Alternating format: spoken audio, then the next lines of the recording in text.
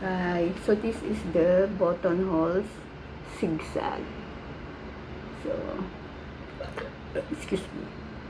It's like they are very near to each other, right? It is called buttonholes stitches. So,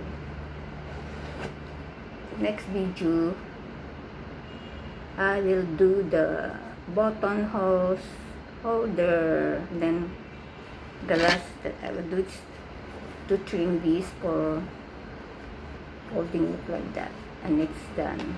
The project is done after the end of the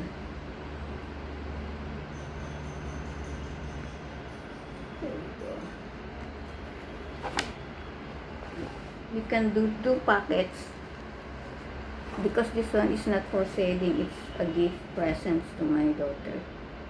So I will put holder here for belt, so this one will be like that. Thanks.